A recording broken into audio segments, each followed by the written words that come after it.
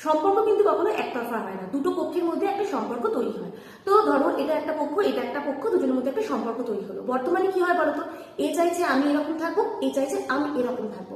তো দুজনেই চাইছে আরেকজন আরেকজনের নিচে থাকুক। আরেকটা কারণ হচ্ছে, এ চাইছে একে এইভাবে ডোমিনেট করতে, এ চাইছে একে এইভাবে ডোমিনেট করতে। মানে এ চায় একে নিজের মতো করে চালাতে, সে যেটা বলবে তার কথাকে প্রাধান্য দিতে, আবার এও চাইছে ওকে হচ্ছে ডোমিনেট করে রাখতে, নিজের কথাকে প্রাধান্য দিতে। তো যেহেতু দুজনের চিন্তা ভাবনাটা একই রকম, ও যখন ওকে ডোমিনেট করতে চাইছে এ উল্টো দিক থেকে বাধা দেবে, এবং এ যখন ওকে ডোমিনেট করতে চাইবে এ উল্টো দিক থেকে একে বাধা দেবে। তো দুজনের মধ্যে একটা তখন শুরু হয়ে যায় ফাইট।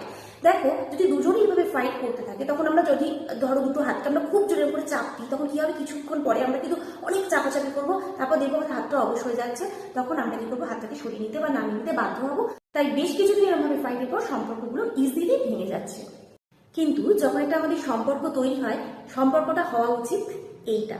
আর এই সম্পর্ক যদি হয়ে যায়, কেউ সহজে সেই সম্পর্কটাকে ভাঙতে পারে না। আর এটা করতে গেলে কি করতে হবে, দুজনকে দুজনকে বুঝতে হবে, দুজনকে অ্যাডজাস্ট করতে হবে, দুজনকেই কিছু ত্যাগ করতে হবে, দুজনকে সরি বলতে হবে, রাগে মারা উচিত। বিশ্বাস যেমন একজন আরেকজনকে করা উচিত, তেমনি অন্যজনের সেই বিশ্বাসটা রাখা উচিত।